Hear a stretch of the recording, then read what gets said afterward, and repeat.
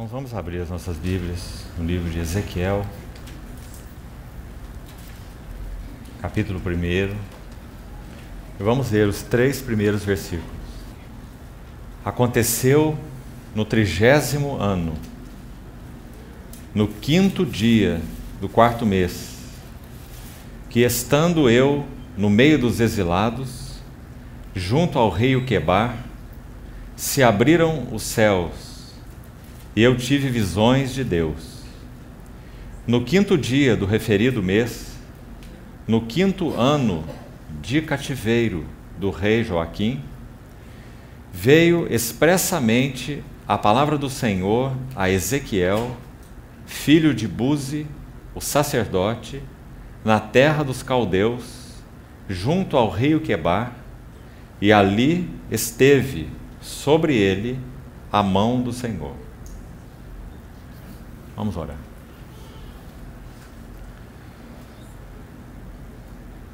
Querido Pai, mais uma vez nós somos gratos por podermos nos reunir como congregação do Senhor. Mais uma vez, levantamos nossos olhos para Ti, suplicando toda a provisão espiritual que precisamos nessa noite, com a Tua palavra aberta diante de nós. Ilumina os olhos do nosso entendimento, para que vejamos com clareza o significado de Tua pessoa, de Tua obra, de Teu chamamento, de Teu serviço. Ajuda-nos e equipa-nos uma vez mais, para compreendermos Tua palavra. Em nome de Jesus, oramos. Amém. Irmãos, desde o primeiro dia, temos destacado aquela frase do Senhor buscando cooperadores, no caso específico ali de Isaías, capítulo 6, versículo 8, chamando aqueles, então, que pudessem cooperar com aquilo que ele tinha no seu coração, e encontrando ali, naquele caso específico de Isaías 6, o profeta Isaías.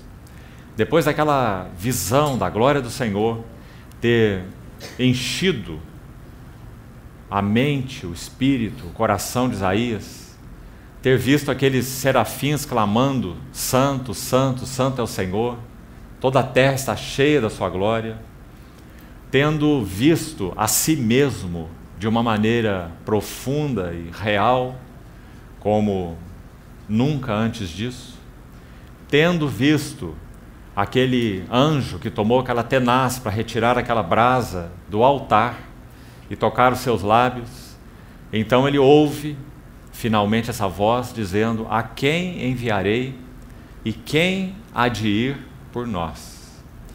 Então Isaías responde: eis-me aqui e envia-me a mim. E temos procurado, através dessa expressão, a quem enviarei, buscarmos alguma ajuda na palavra do Senhor a respeito das características dos servos que respondem às demandas do Senhor. Que tipo de servo supre as necessidades de Deus? Porque já tem sido claro para nós que Deus tem as suas necessidades no que concerne a sua relação com o homem que Ele criou para representá-lo. Então há necessidades de Deus que tocam uma necessidade de resposta nossa, para então dele sermos cooperadores nesse chamamento celestial que cada um de nós recebeu da parte do Senhor. O livro de Hebreus, no capítulo 3, versículo 1, diz assim: por isso, santos irmãos, que participais de uma vocação celestial, considerai atentamente o apóstolo e sumo sacerdote da nossa confissão, Jesus. Então nós fomos chamados, cada um de nós, com uma vocação celestial, que nós precisamos reconhecer qual é, termos olhos abertos e, sobretudo, nos oferecermos, eis-me aqui, envia-me a mim, para que sejamos então cooperadores desse propósito eterno e sublime que Deus concebeu em seu coração antes da fundação do mundo. Nunca nossas vidas poderiam encontrar lugar de realização e nem de satisfação, consequentemente, se nós que somos habitados pelo Espírito Santo, pela graça do Senhor, não somos do mundo, nunca nossos corações então encontrariam realização ou satisfação, se não respondermos a esse elevado chamamento. E o que significa isso? Significa que toda a nossa vida será vivida nesse centro. Cada coisa deve ser adequada a esse centro. Casamento, embora seja parte desse propósito de Deus para nós, ele é algo tão temporário, uma instituição divina tão singular, capaz de expressar nessa terra como nenhuma outra o que Cristo e a Igreja são. Ainda assim, uma instituição temporária. O supremo propósito de Deus não é vida de família. O supremo propósito de Deus é Cristo e a Igreja. Então, se nós não tivermos clareza desse chamamento celestial que nós recebemos, quais são, por essência, os seus elementos fundamentais, então podemos viver vidas distraídas e entregues até mesmo a coisas que fazem parte do propósito de Deus para nós, como, por exemplo, vida em família. Então, irmãos, o resultado de uma visão clara do chamamento do Senhor e qual é seu foco, sua essência, fará com que cada coisa e todas as coisas em nossas vidas sejam alinhadas com esse chamamento celestial. E louvado seja o Senhor, porque nada ficará de fora. Nossa vida conjugal, nosso relacionamento com nossos filhos, nossa vida com os irmãos, nossa vida no trabalho, comprar, o vender, o plantar, o edificar, e etc, etc, tudo será alinhado ao supremo chamamento, porque esse chamamento é supremo. Então, nós estamos buscando, com a ajuda do Senhor, ver alguns textos, são muitos exemplos. Nós não falamos nada sobre Davi, nós não falamos nada sobre Paulo, nós não falamos nada sobre Abraão, nós não temos tempo de esgotar esse assunto.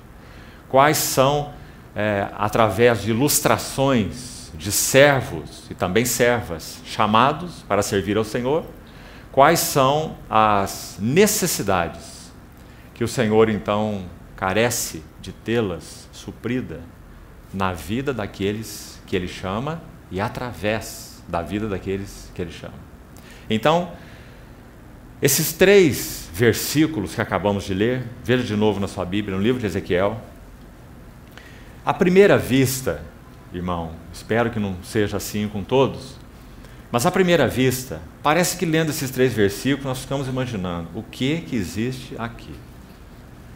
Parece apenas uma introdução de um livro de 48 capítulos, aliás, um livro tremendo, que fala sobre a saída e o retorno da glória de Deus para o meio do seu povo. Nos 10 primeiros capítulos, a glória se retira. No capítulo 40 até o 47, a glória retorna.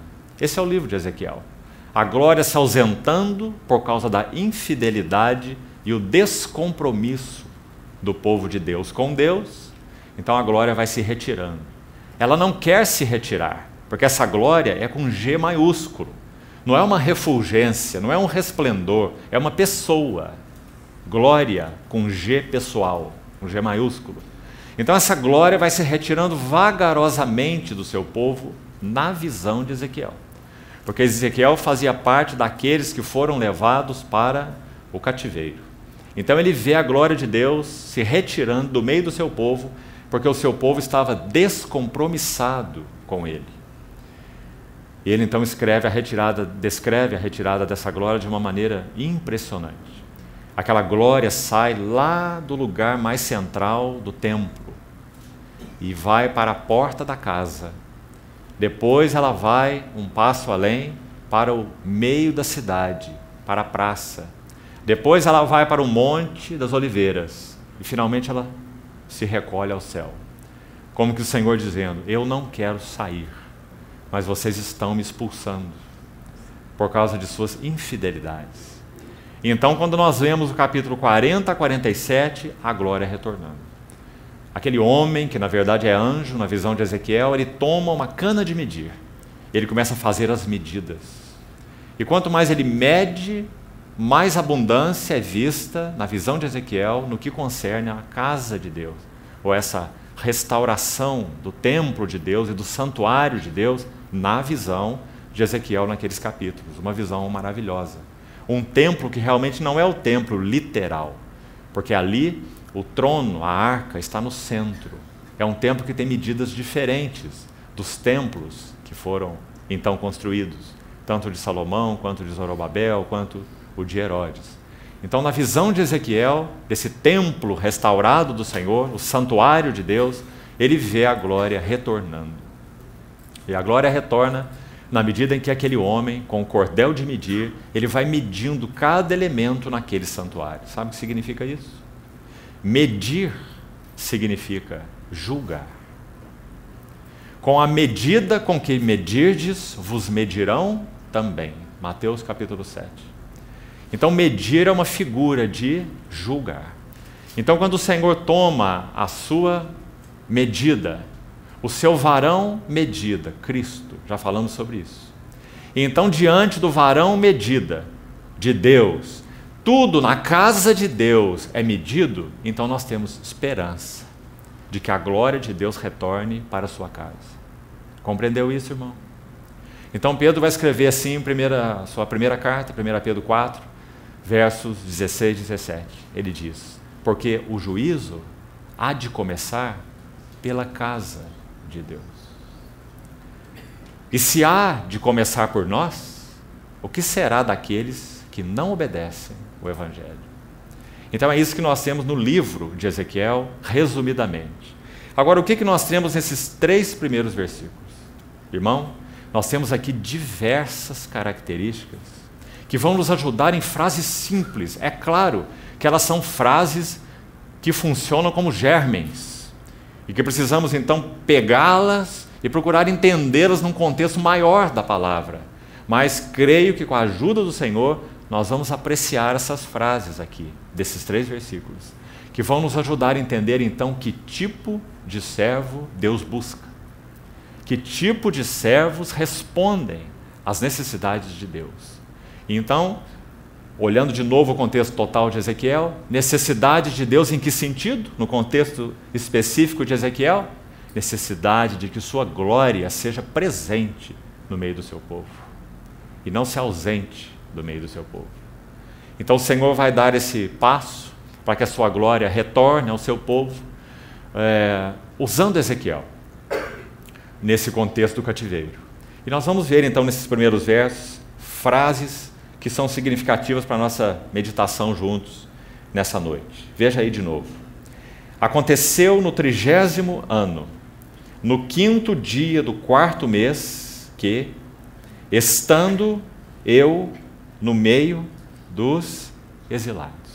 Essa é a primeira frase. Estando eu no meio dos exilados.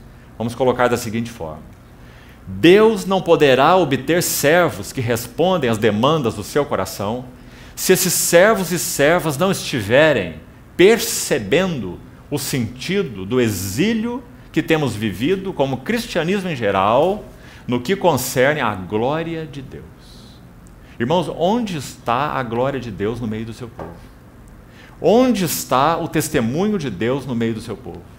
Onde está o impacto da igreja em nossa geração? Nós não o vemos.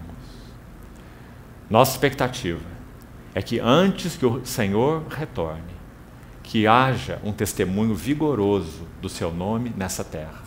Para isso há uma necessidade. Nós precisamos nos oferecer para que o Senhor ganhe tudo, absolutamente tudo, que há no nosso coração, em nossas afeições, em nossas prioridades ao redor de nós, para que corra de maneira alinhada com o supremo chamamento do Senhor. Então, estando eu no meio dos exilados, é uma frase germen, coloquemos assim. Mas nós vamos encontrar desdobramentos dela, principalmente no Novo Testamento, que são muito especiais para nós. Vamos lembrar de alguns.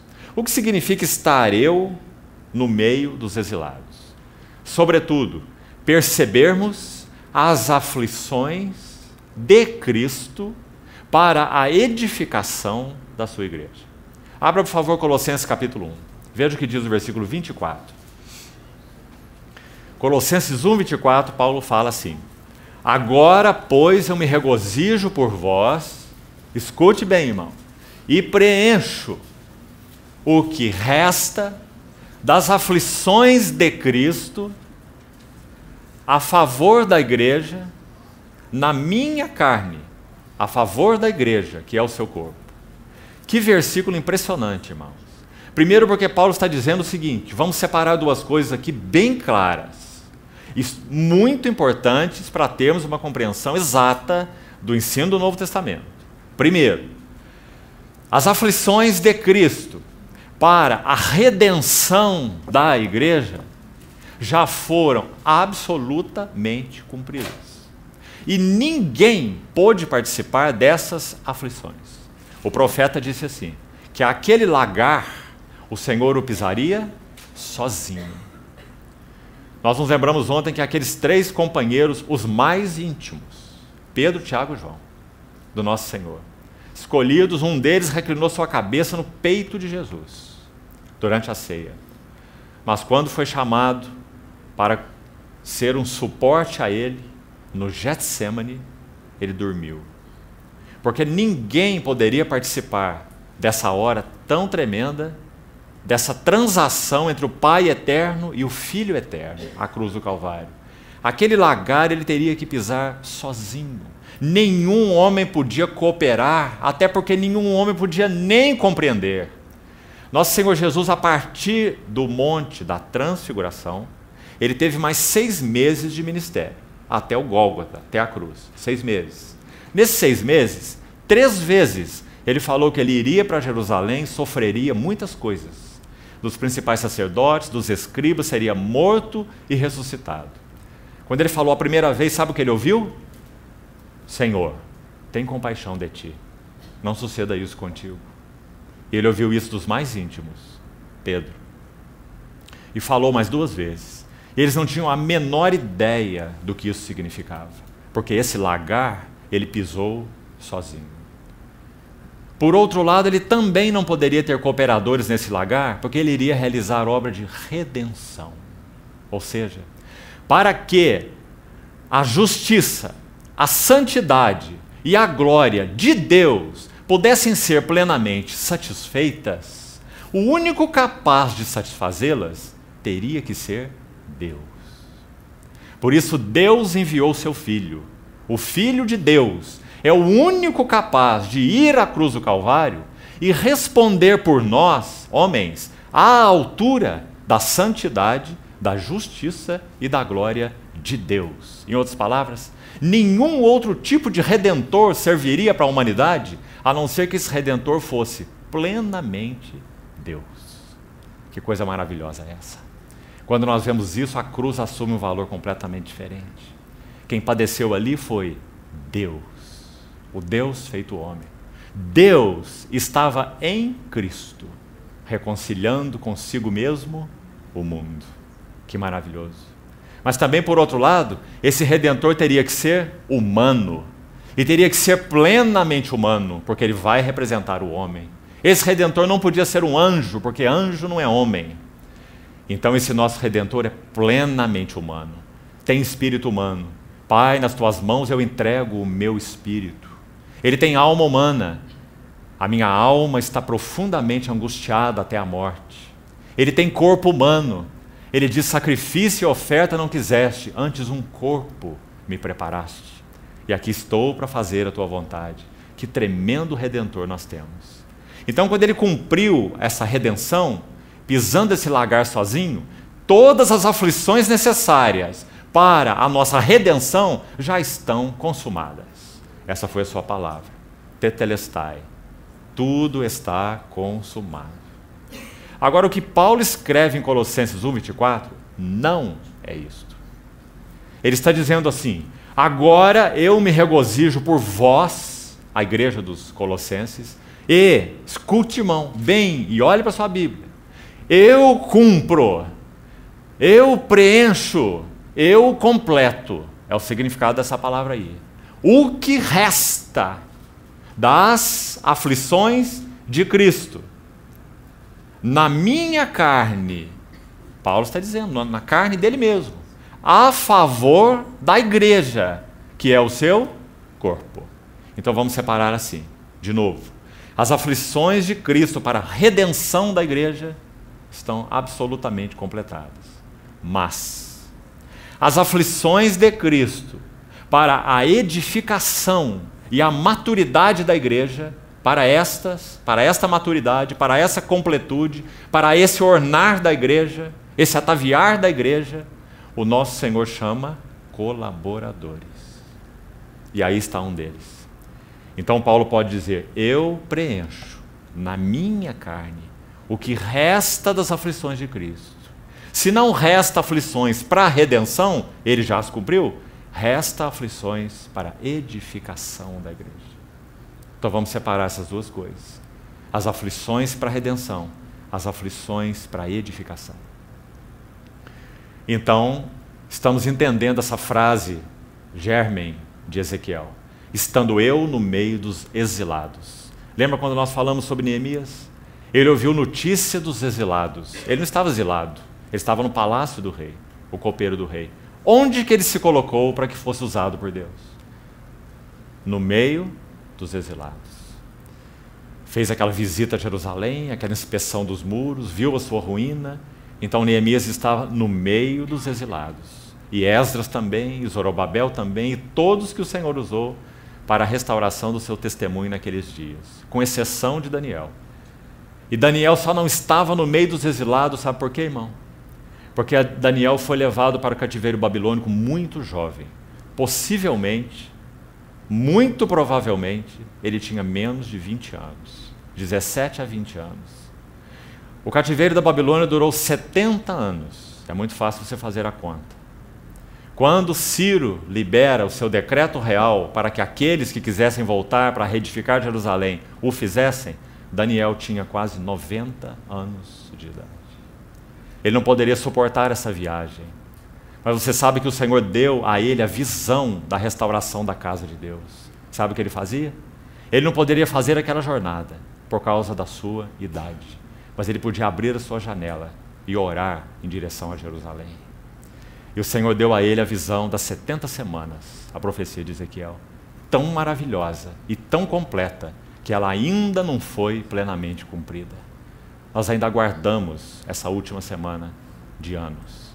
Então, estando eu no meio dos exilados, significa que cada um dos servos e servas do Senhor, que querem responder às demandas do Senhor nesses dias atuais, precisam comprometer os seus corações com os exilados, com aqueles que têm reconhecido as aflições de Cristo para a edificação da sua igreja, aqueles que não estão distraídos com coisas menores. Lembre-se dos ourives, lembre-se dos perfumistas, aqueles que consideraram as suas profissões como secundárias diante do chamamento do Senhor.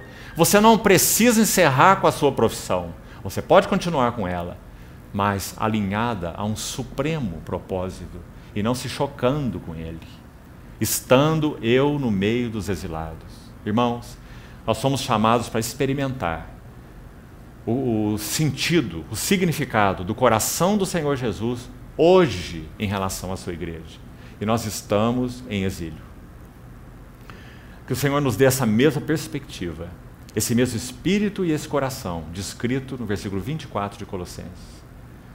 E que pela graça do Senhor e pelo trabalho da cruz em nós, nós possamos dizer da mesma maneira: eu também preencho na minha carne o que resta das aflições de Cristo a favor do seu corpo, que é a igreja. Então, se as aflições para redimir a igreja estão completas, as aflições para a edificação plena da igreja estão em cursos. E a pergunta é: quem quer participar? Quem de nós quer participar das aflições de Cristo para a edificação da igreja? Sabe o que isso vai requerer de nós? Tudo. Tudo. Toda a nossa vida alinhada a esse chamamento. Sabe o que mais vai requerer de nós? Que andemos consistentemente no caminho da cruz. Que aprendamos a servir nossos irmãos e nossas irmãs em meio ao exílio. Como nós nos lembramos ontem, que saibamos lavar os seus pés sem olhar para os seus rostos, mas olhando só para os seus pés, como o Senhor o fez com Judas, o hipócrita. Estando eu no meio dos exilados. Que frase, irmão! Não seremos úteis para o Senhor em outro lugar que não seja no meio dos exilados, para que possamos preencher o que resta das aflições de Cristo. Deixe-me citar mais um exemplo, de Paulo mesmo. Ele conhecia muito bem o que é estar no meio dos exilados e sofrer pela igreja. Gálatas, capítulo 4, verso 19. Meus filhinhos. Sabe quem foi que primeiro usou essa palavra filhinhos no Novo Testamento? Jesus, ele mesmo. João também usa essa palavra e Paulo também usa essa palavra. Gálatas 4,19. Meus filhinhos, por quem eu, escute bem, de novo sofro dores de parto, até que Cristo seja plenamente formado em vós. Então isso significa participar das aflições de Cristo. Irmão, a vida da igreja está tão além da teoria. As necessidades do povo de Deus estão tão além da pura teologia. Como precisamos conhecer o Senhor e conhecer o caminho da cruz, para que as necessidades do Senhor possam realmente ser supridas. Nossas necessidades não são puramente intelectuais. Nossas necessidades são integrais. Nós precisamos comprometer os nossos corações integralmente. Vamos ver alguns versos mais. Colossenses capítulo 1, verso 24, onde você já abriu. Para que sejamos ajudados a entender esse primeiro aspecto, estando eu no meio dos exilados. Depois do verso que já citamos, o verso 24, Paulo diz assim, no versículo 26, que esse sofrimento, essas aflições de Cristo, que ele cumpria ou preenchia, completava na sua carne a favor da igreja ou para a edificação da igreja, em primeiro lugar ela tinha uma fonte. Essa fonte das aflições de Paulo, sabe qual é? Era para revelar, versículo 26, está claríssimo aí, o mistério que estiver oculto dos séculos e das gerações. Que mistério é esse? A palavra de Deus o expõe de uma maneira muito nítida. Grande é este mistério, mas eu me refiro a Cristo e à igreja. Por isso Paulo sofria. Paulo sofria por causa da grandiosidade da visão de Cristo que ele tinha e por causa da necessidade do adorno da igreja. Escute o que ele fala escrevendo agora aos Coríntios. Ele diz assim, 2 Coríntios 11, 2 e 3. Ele diz, eu zelo fala de um ciúme santo, uma carga. Ele diz, eu zelo por vós com um zelo de Deus, porque eu vos tenho preparado para vos apresentar como uma virgem pura para um só esposo, que é Cristo. Esse é o lado positivo. E também tem o lado negativo, logo em seguida aí, o próximo versículo, 2 Coríntios 11, 3. Ele vai dizer, mas eu receio que assim como a serpente enganou a Eva com a sua astúcia, também sejam os vossos corações corrompidos e se apartem. Olha aí outro motivo pelo qual Paulo sofria. Corações de irmãos e irmãs que se apartavam da simplicidade e da pureza que são de Cristo. Você vê, irmão? Bastante motivo de sofrimento. Sofrer porque a glória que é vista ainda não foi alcançada e sofrer por causa dos desvios e das distrações dos irmãos. Esse era Paulo. Irmão, esse é o nosso chamamento se nós queremos cooperar com o Senhor. Sabe por que nós, de maneira geral, não sofremos nem por uma coisa nem por outra? Porque por um lado nós não temos visão e por outro lado nós não temos compromisso. Então que o Senhor nos ajude nessas duas coisas. Estando eu no meio dos exilados. Depois ele falar sobre esse mistério que toca a questão de Cristo e da igreja, ele diz no verso 27 assim: aos quais Deus quis dar a conhecer, aos seus santos, Deus quis dar a conhecer qual seja a riqueza da glória deste mistério entre os gentios. Não apenas entre os judeus, mas a riqueza da glória desse mistério entre os gentios. Isto é, aqui Paulo vai designar esse aspecto do mistério, aqui em Colossenses, desta maneira. Em Efésios ele diz, grande esse mistério, Cristo e a igreja. Em Colossenses ele designa de uma outra maneira nesse versículo e ainda de uma outra no capítulo 2. Aqui ele designa assim, Cristo em vós, a esperança da glória. Sabe o que isso significa? Não apenas Cristo em vós, regenerando o seu espírito. Cristo em vós, vos dando nova vida. Estáveis mortos e ele vos deu vida. Mais que isso. Cristo em, aí significa formado em. Já citamos Gálatas 4,19. Meus filhinhos, por quem sofro as dores de parto, até que, então era algo que não estava cumprido ainda, até que Cristo seja formado em vós. Se isso já fosse fato, Paulo não precisava sofrer, mas ele sofria. E por que ele sofria? Porque ali havia uma igreja que ele amava, dentre tantas. Mas havia um particular naquela igreja, e que estabelecia um particular na relação de Paulo com as igrejas da Galácia. Sabe qual é? Eles demonstraram amor a Paulo de uma maneira muito, muito especial. Irmãos, aqueles eram todos pagãos e cegos. Paulo entrou na Galácia e pregou o evangelho. E pregou o evangelho numa tal clareza, como pela graça do Senhor ele sempre fazia. E aqueles irmãos receberam o Senhor Jesus. Então ele vai dizer assim no capítulo 3 de Gálatas, ó Gálatas insensatos. E vai perguntar para ele, como vocês estão desviando do evangelho que receberam, sendo que diante dos vossos olhos foi Cristo exposto como crucificado. Tal foi a clareza com que eles receberam o evangelho que Paulo pregou.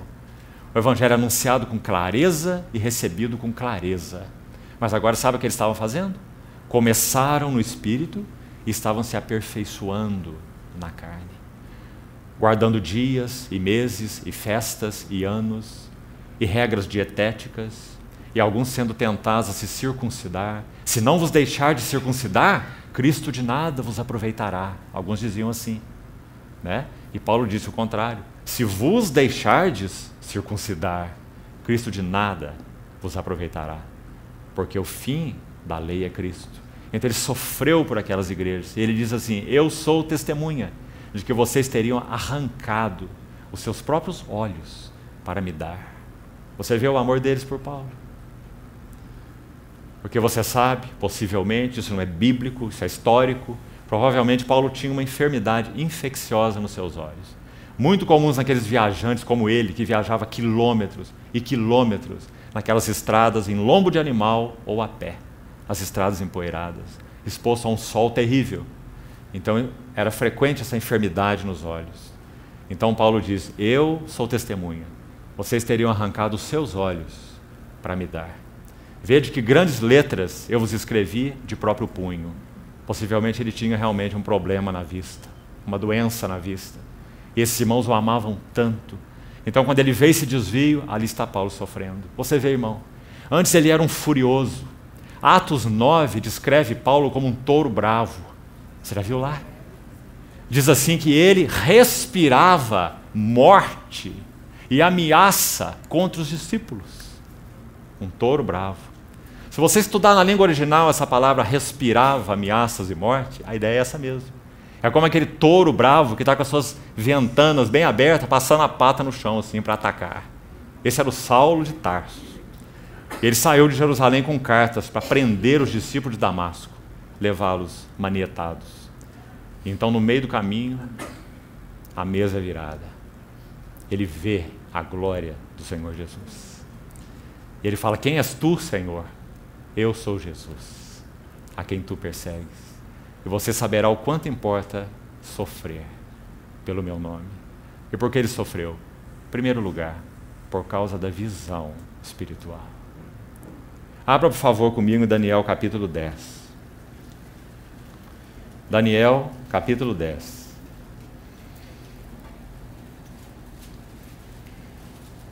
Se você desejar, registre esse capítulo e leia esse capítulo no momento oportuno. Mas eu quero destacar uma verdade a respeito dele, mas eu queria dar o quadro para os irmãos antes de destacar. O que acontece aqui é que Daniel tem uma tremenda visão. A visão é, em primeiro lugar, a causa dos nossos sofrimentos. Irmão e irmã, você não quer sofrer? Então tire do seu caderno uma oração. Essa oração é: abre os meus olhos, Senhor. Porque se os seus olhos forem abertos, você vai sofrer. Você vai preencher, passo a passo, também o que resta das aflições de Cristo a favor do seu corpo, que é a igreja, na sua carne.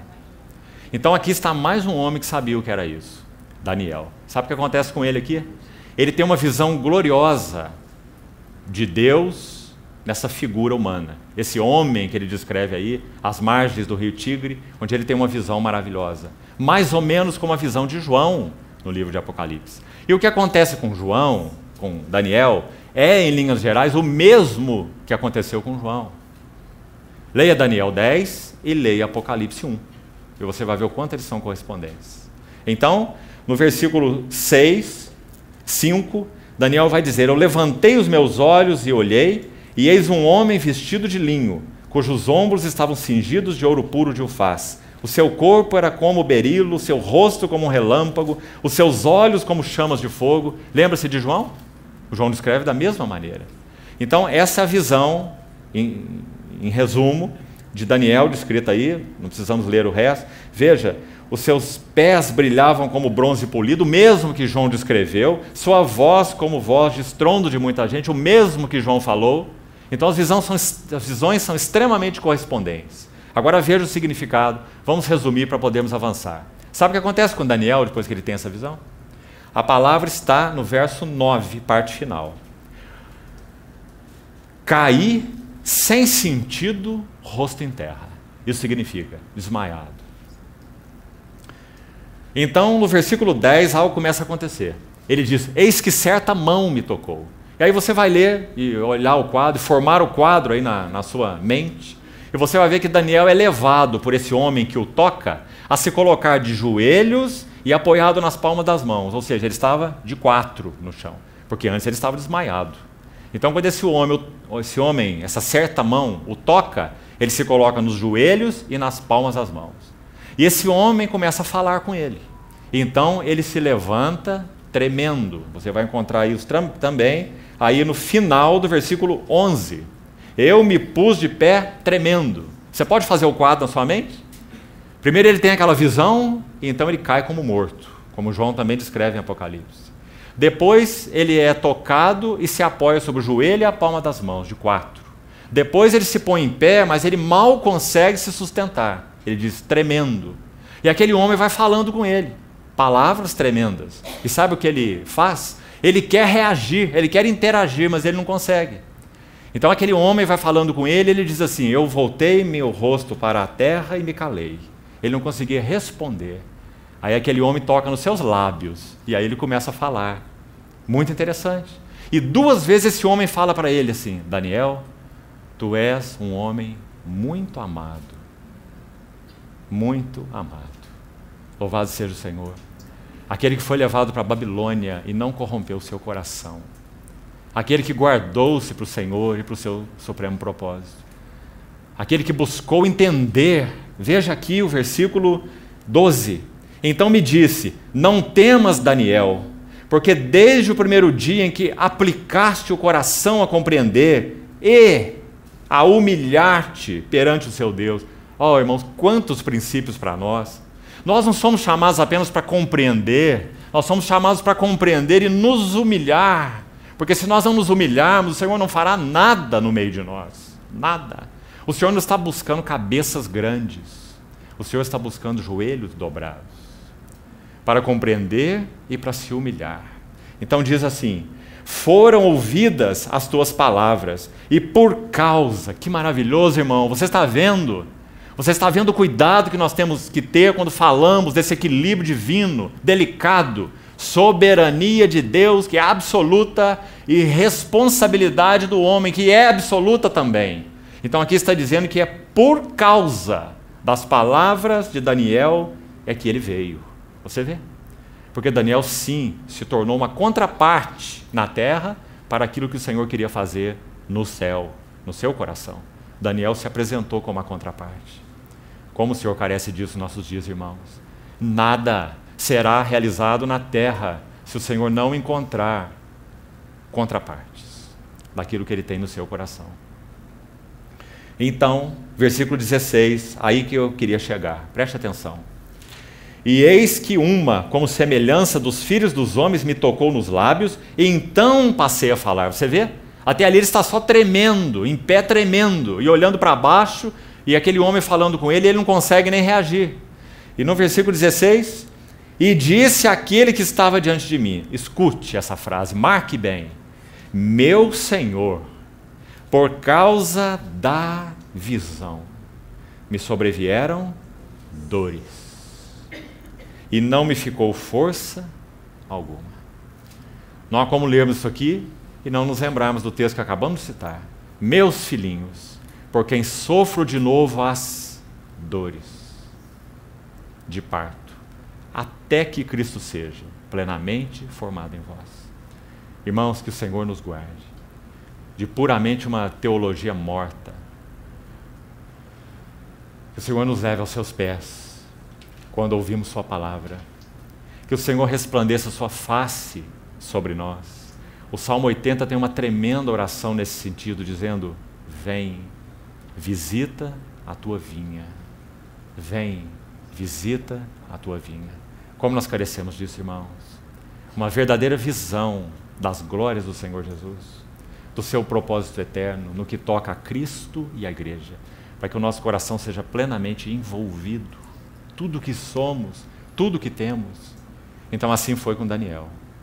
Se nós voltarmos lá no texto onde estamos, Colossenses, para completar um ponto a mais, Colossenses capítulo 1, veja a parte final desse capítulo.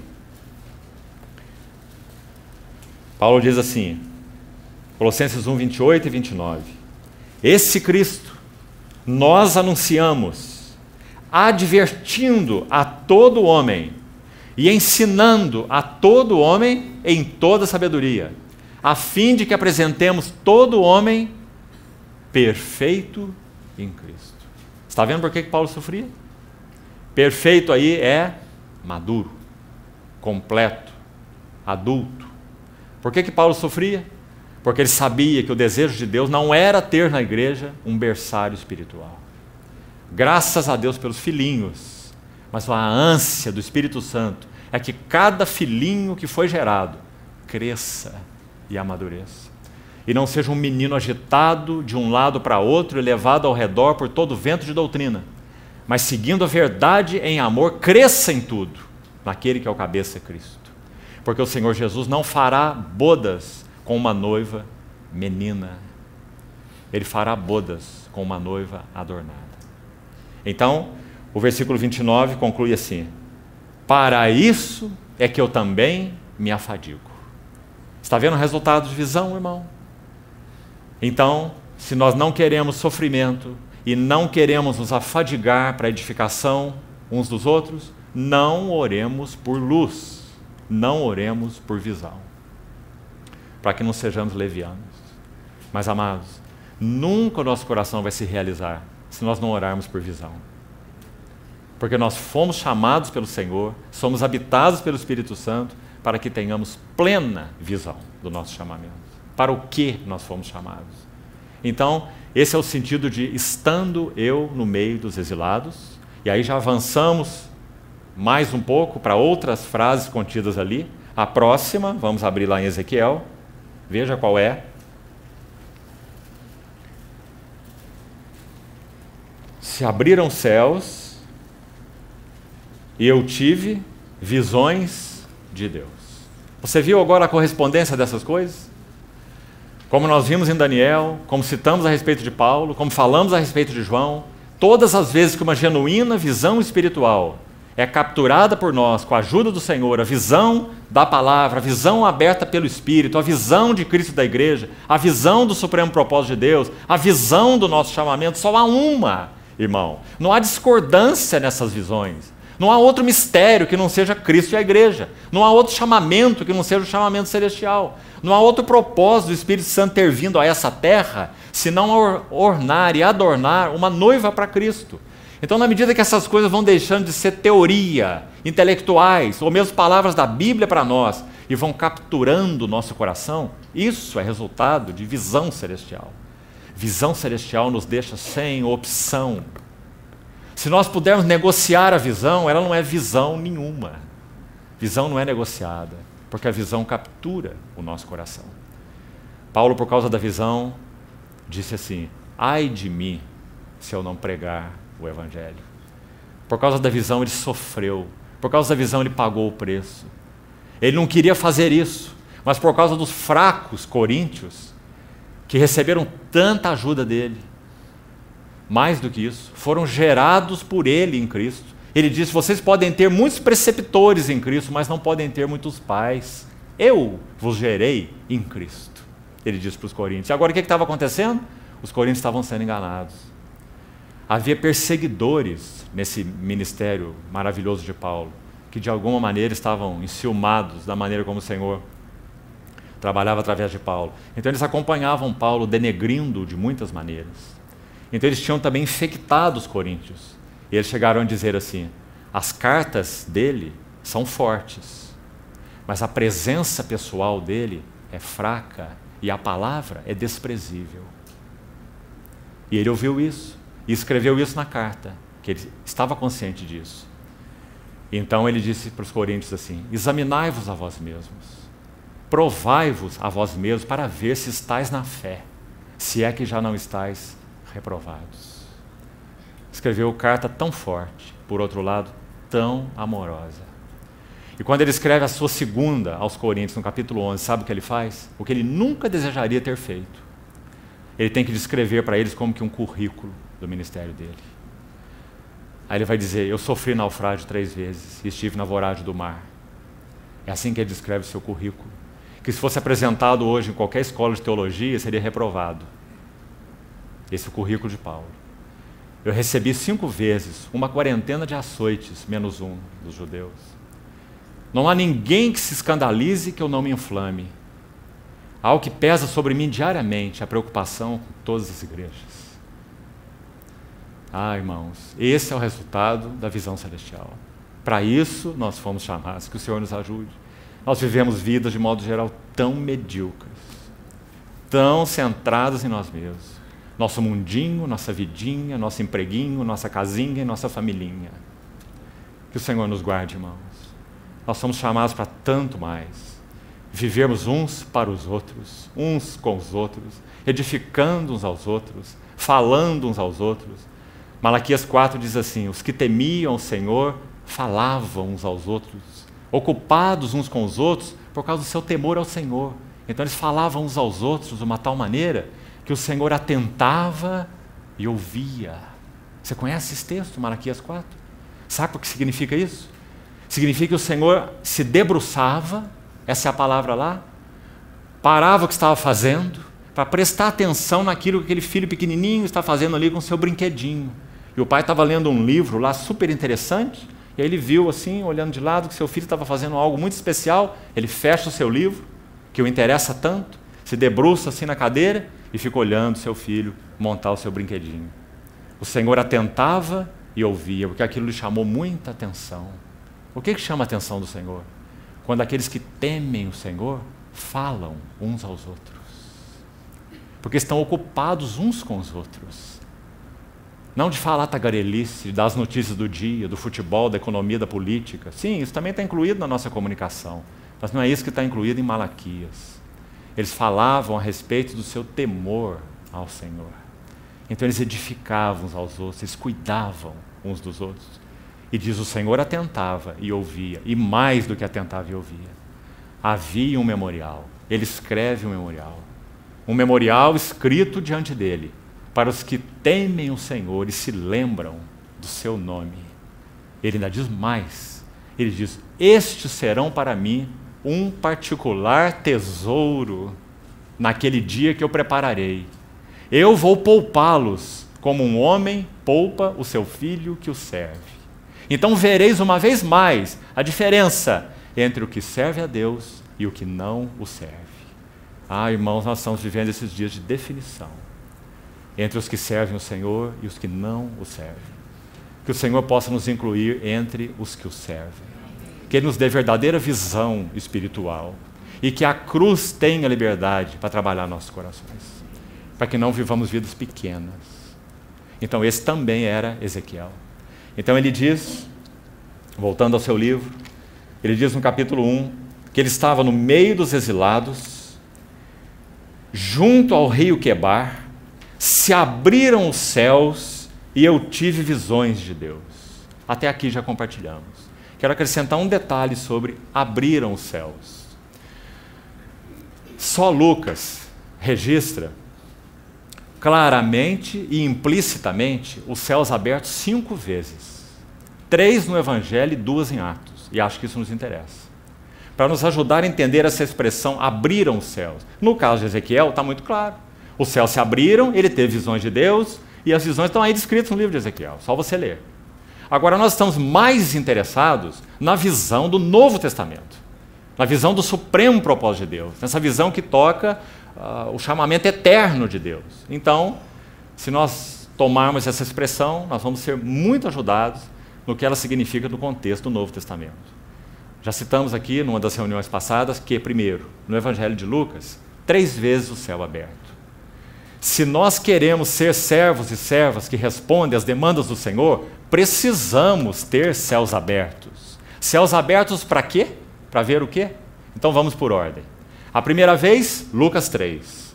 O Senhor está entrando no Rio Jordão para ser batizado, os céus se abriram. E aquela voz é ouvida, dizendo o quê? Este é o meu filho amado. E nele eu tenho todo o meu contentamento. O que isso significa?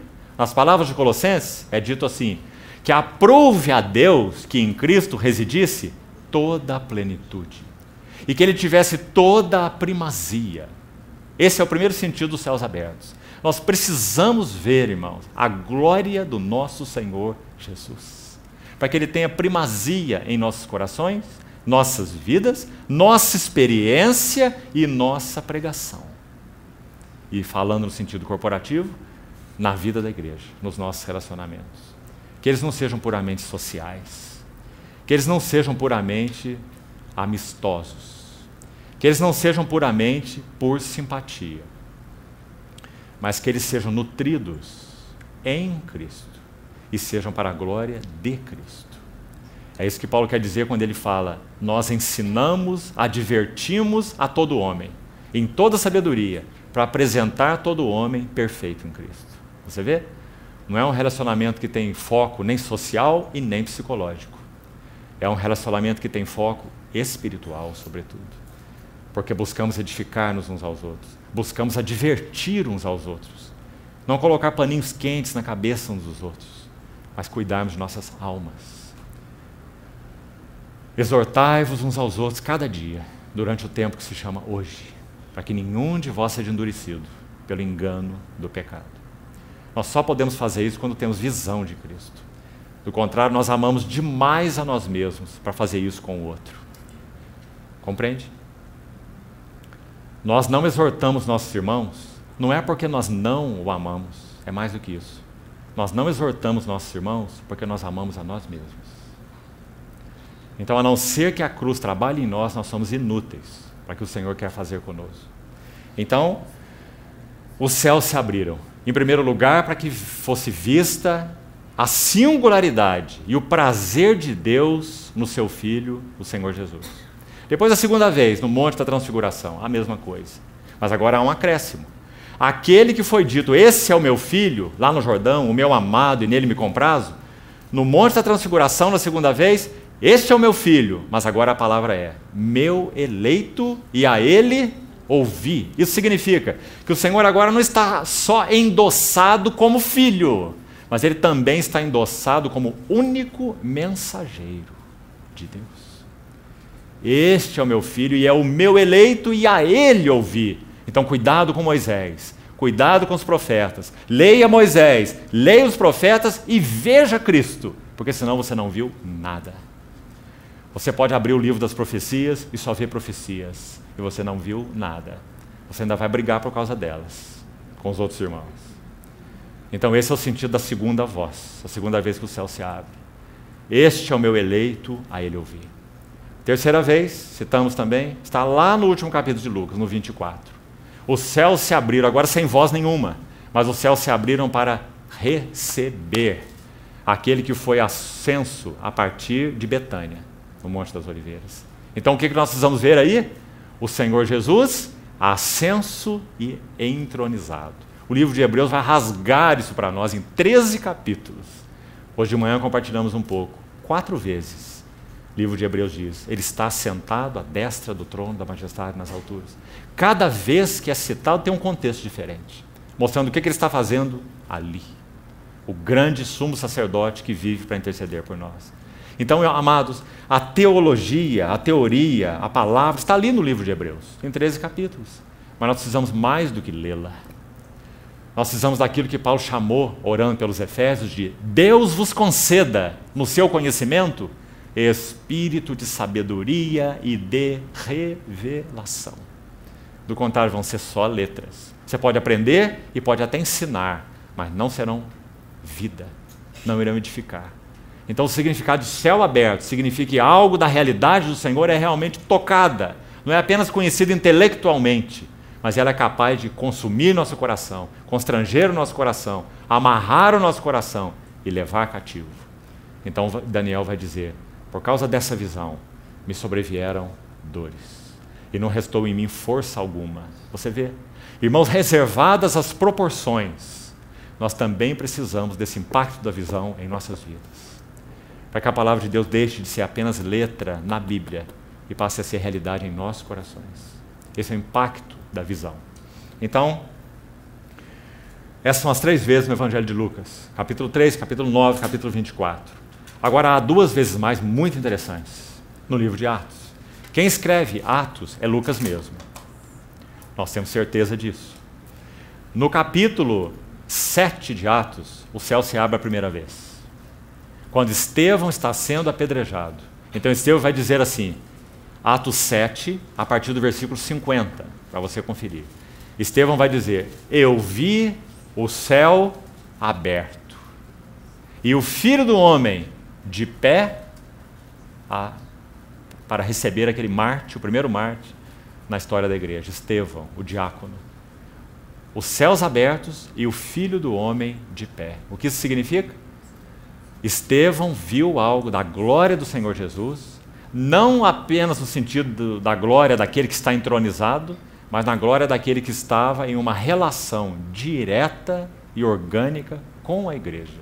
Por isso Estevão o apresenta de pé. O Senhor Jesus é mostrado em todos os lugares no Novo Testamento, assentado, em um lugar em pé, quando Estevão o vê quando estava sendo apedrejado. E lá João no Apocalipse descreve também aquele cordeiro de pé no meio do trono, mas ali na figura do cordeiro. No que se refere especialmente ao Senhor Jesus, Estevão o vê de pé para o receber. Mas há uma outra vez que o céu se abre em Atos, sabe onde é? Capítulo 10. Quando Pedro está orando e sobrevém-lhe um êxtase. Então ele vê o céu aberto. E aquele lençol que descia do céu, preso pelas 4 pontas. E dentro do lençol toda sorte de aves, quadrúpedes e répteis e animais imundos. E a voz que dizia, Pedro, levanta, mata e come. Qual o significado daquela visão? De modo resumido, ali estava a igreja. Então, quando o céu se abre em Atos capítulo 7, o que Estevão vê? Cristo. Cristo glorificado. Quando o céu se abre em Atos 10, o que Pedro vê? A igreja. Por quê? Grande é esse mistério, mas eu me refiro a Cristo e à igreja. Então, em que sentido o Senhor quer abrir os céus para nós? Para nos mostrar o quê? Cristo e a igreja. Estevão viu a Cristo, Pedro viu a igreja. Então, que o Senhor também nos ajude a focarmos os interesses do nosso coração. Onde estão os interesses do coração do Senhor? O coração do Senhor não está em nenhum outro lugar, senão em Cristo, este é o meu Filho amado, e na igreja. E que o Senhor conserve-nos focados nesse que é o seu supremo propósito.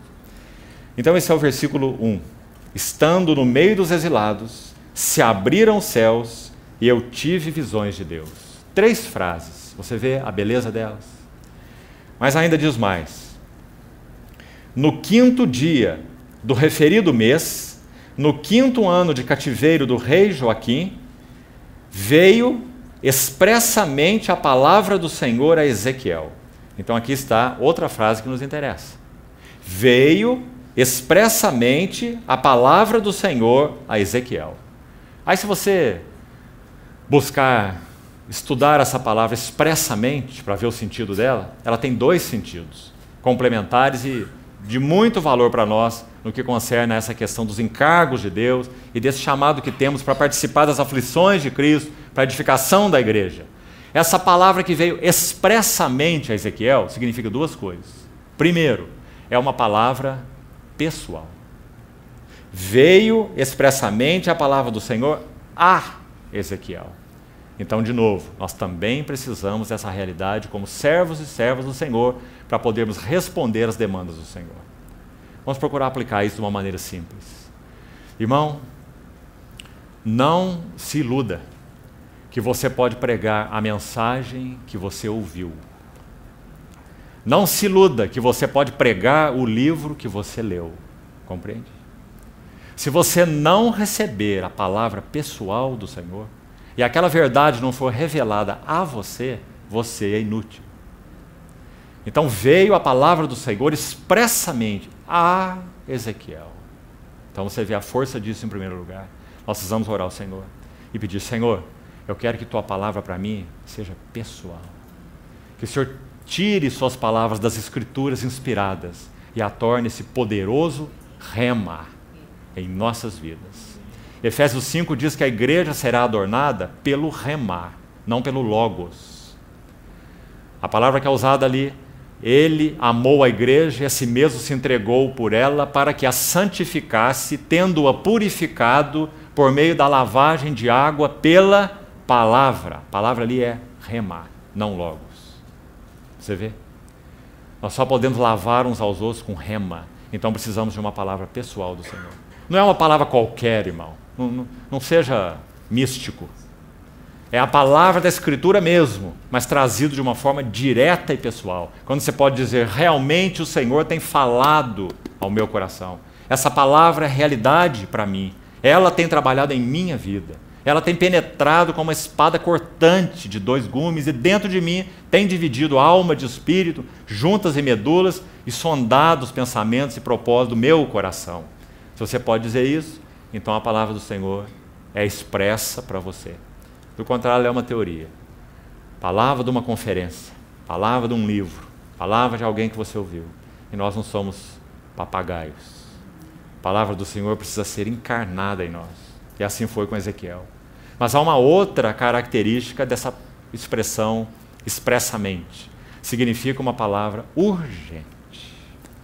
E essa também é uma linda característica para nós considerarmos os nossos dias. Nós estamos vivendo dias de desesperada urgência.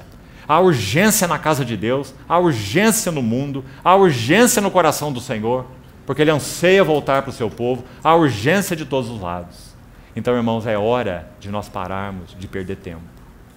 Veio expressamente a palavra do Senhor, ou seja, comunicou para Ezequiel urgência. Deixou Ezequiel sem opção. Ele teria que, no meio dos exilados, exercer o seu ministério, porque a palavra foi dada a ele expressamente.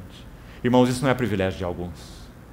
O Senhor nos chamou em Cristo e nos fez habitação do Espírito para que a palavra seja expressa a cada um de nós, tanto no sentido de ser pessoal, quanto no sentido de ser urgente. Que o Senhor nos ajude a deixar de procrastinar. Lembre-se mais uma vez do livro de Hebreus. O tempo de Deus se chama hoje. Não é assim, o Senhor está fazendo, está trabalhando e um dia isso vai chegar numa conclusão. É agora, irmão, é agora. O tempo urge. Já vivemos tempos furiosos. Que o Senhor encontre tudo que Ele tem pedido dos nossos corações de uma maneira tão doce, mas tão enfática. Assim é nosso Senhor. Então, esse foi Ezequiel. E essa é uma frase também que nos interessa muito.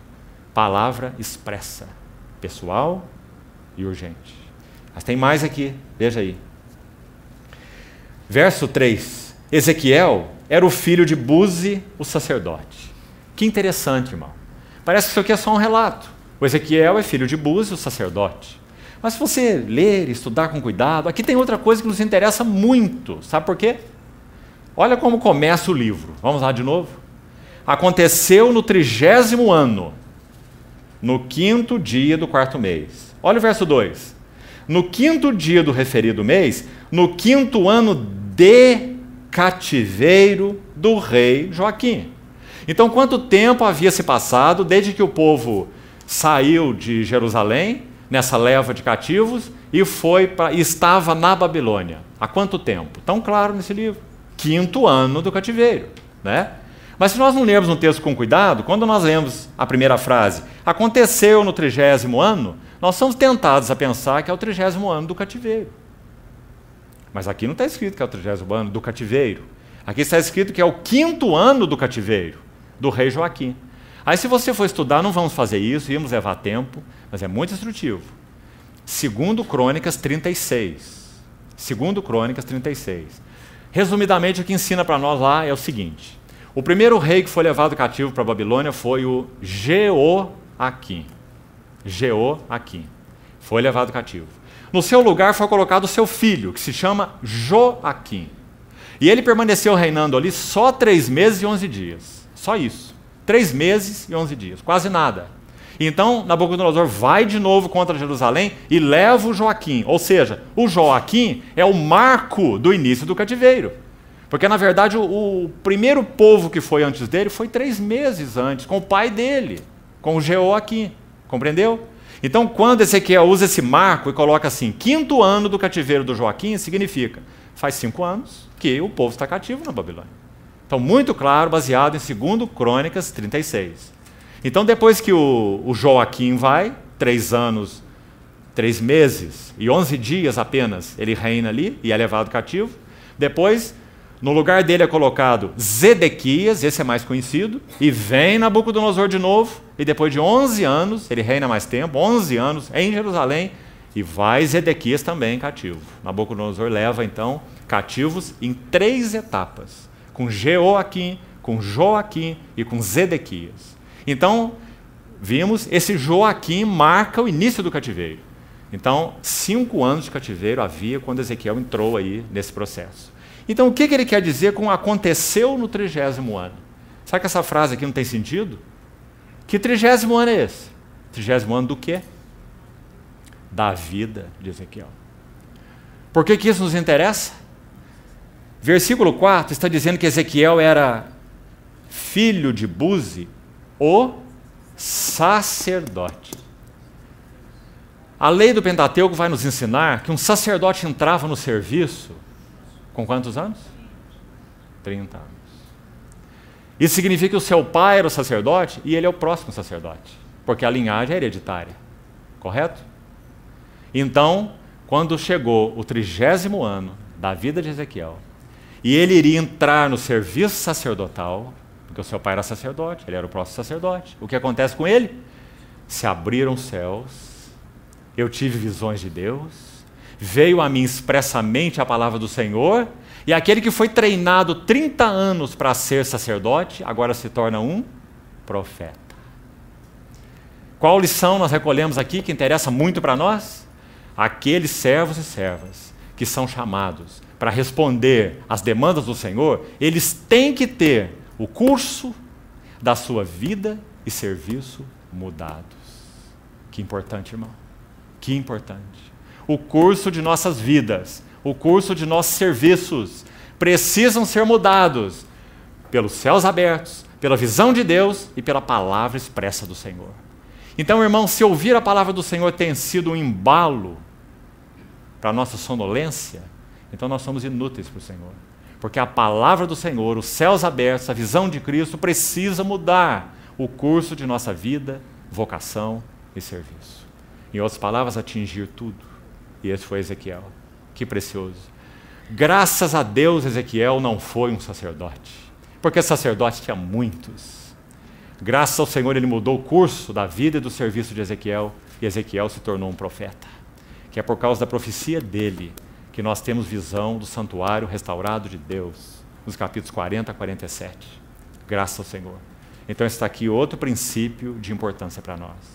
Vamos considerar diante do Senhor que nossa vida, que nossa vocação, que nosso serviço possam ser confrontados com a palavra expressa do Senhor.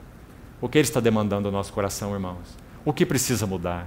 Se você olha para o aspecto chamado secular, o que precisa mudar? O que há no teu serviço que está atrapalhando o que o Senhor quer fazer em sua vida? O que há? Em termos de envolvimentos, amizades, compromisso, concessões. Se nós olhamos no aspecto do serviço espiritual, a mesma coisa. Será que o nosso serviço espiritual tem sido coerente com a palavra expressa do Senhor? Será que realmente nós temos servido ao Senhor na igreja? Ou nós estamos servindo necessidade de homens? Nós estamos preocupados com o que as pessoas pensam e não podemos expressar realmente a mente do Senhor, o coração do Senhor. Precisamos ter o curso de nossa vida e vocação alterados pela palavra expressa do Senhor, pela visão do Senhor, pelos céus abertos. Mais um princípio, então, e aqui nós vamos terminar. Veio expressamente a palavra do Senhor a Ezequiel, filho de Buzi, o sacerdote, na terra dos caldeus, junto ao rio Quebar, e ali esteve sobre ele a mão do Senhor. Essa é uma outra frase maravilhosa, que nos interessa muito. Ali esteve sobre ele a mão do Senhor. Nós já citamos aqui, primeiramente, Daniel e João. A mesma coisa aconteceu com eles. Daniel recebe a visão e perde as suas forças. Ele é tocado por aquela certa mão, como ele escreveu no capítulo 10, nós já lemos. João tem aquela visão do Senhor glorificado, cai com o rosto em terra. Então ele vai dizer, e ele me tocou com a sua mão direita. Você vê aí essa questão da mão, o que ela significa? Significa uma experiência concreta do poder da vida de ressurreição do Senhor Jesus. Você quer ver a importância disso para nós, povo do Novo Testamento? Servos e servas do Senhor? Abra, por favor, em 2 Coríntios, capítulo 1. 2 Coríntios, capítulo 1. Escute o que Paulo diz aqui, irmão. Vamos ver desde o verso 3. 2 Coríntios, capítulo 1. Bendito seja o Deus e Pai do nosso Senhor Jesus Cristo, o Pai das misericórdias e o Deus de toda consolação. É Ele que nos conforta em toda a nossa tribulação, para podermos consolar os que estiverem em qualquer angústia, com a mesma consolação com que nós somos contemplados por Deus. Porque assim como os sofrimentos de Cristo, olha aí de novo, que nós já falamos, se manifestam em grande medida a nosso favor, assim também a nossa consolação transborda por meio de Cristo. Quem são os consoladores que podem consolar por meio de Cristo? São aqueles que experimentam os sofrimentos de Cristo. Tão claro. Continuamos. Verso 6. Mas se somos atribulados, é para o vosso conforto e salvação. Se somos confortados, é também para o vosso conforto, o qual se torna eficaz, suportando com paciência os mesmos sofrimentos que nós também padecemos. A nossa esperança a respeito de vós está firme, sabendo que como sois participantes dos sofrimentos, assim o sereis da consolação. Agora escute bem. Porque não queremos, irmãos, que ignoreis a natureza da tribulação que nos sobreveio na Ásia, porquanto foi acima das nossas forças, a ponto de nos desesperarmos até da própria vida. Contudo, já em nós mesmos tivemos a sentença de morte, para que não confiemos em nós, e sim no Deus que ressuscita os mortos. Ah, irmãos, nós sabemos tão bem que isso não era teoria para Paulo. Nós sabemos muito bem que isso era experiência para Paulo. Essa é a maneira do Novo Testamento de escrever o significado do esteve sobre ele a mão do Senhor. Uma experiência real, viva, diária, contínua da vida, da provisão, da vida de ressurreição do nosso Senhor. A vida de ressurreição do nosso Senhor não está apenas nele, entronizado à destra de Deus. A vida de ressurreição do Senhor Jesus está em nós, pelo seu Espírito. E nós precisamos experimentar o poder dessa vida, fazendo o que nós não podemos fazer, testificando o que nós não conseguimos testificar, ensinando aquilo que nós mesmos não podemos ensinar, revelando aquilo que não podemos revelar, sustentando de uma maneira que parece impossível para nós.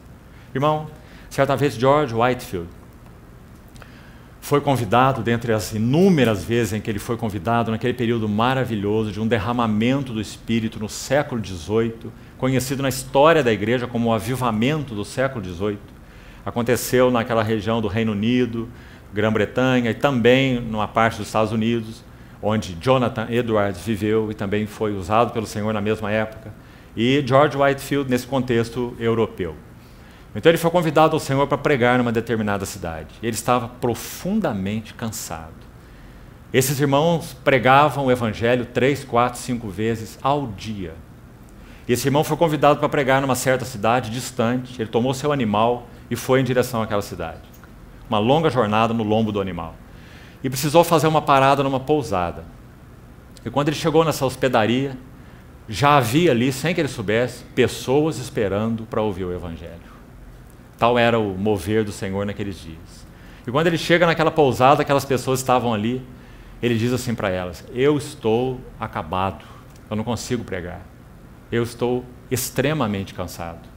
Então ele tomou uma vela, colocou lá no castiçal, acendeu essa vela e começou a subir as escadas para ir para o seu aposento, repousar, para no dia seguinte seguir a viagem. Quando ele subiu a metade das escadas, ele parou. Ele virou para aqueles que estavam reunidos ali e começou a pregar. E ele pregou até que a vela foi consumida ao todo. E quando a vela foi consumida, ele subiu ao seu aposento, deitou e partiu para o Senhor. Aquela vela consumida fala da vida de George Whitefield, que foi completamente gasta para que outros pudessem ter a luz do Senhor. Ele estava esgotado, mas sobre ele estava o poder da vida de ressurreição do Senhor Jesus. E aquelas pessoas puderam ouvir o Evangelho pela última vez, através desse vaso do Senhor. Ah, irmãos, que o Senhor nos ajude, para que nós tenhamos essa experiência real. Esteve sobre ele a mão do Senhor. Senhor, encontre caminho em nós para nos equipar, irmãos, que sejamos servos e servas capazes de responder às demandas do Senhor nesses dias do fim. Se o sal se tornar insípido, para nada serve, senão para ser lançado fora e pisado pelos homens. Vós sois a luz do mundo. Não se pode esconder uma cidade edificada sobre o monte. Que o Senhor constranja os nossos corações, que Ele encontre mais espaço em nós, que Ele ganhe tudo que há em nós. Me permita repetir uma frase que eu já citei aqui, de um irmão chamado Henry Martin. Em ti, ó meu Deus, não há engano. Eu nunca terei de me arrepender de ter te amado tanto. Que o Senhor ganhe os nossos corações. Vamos orar.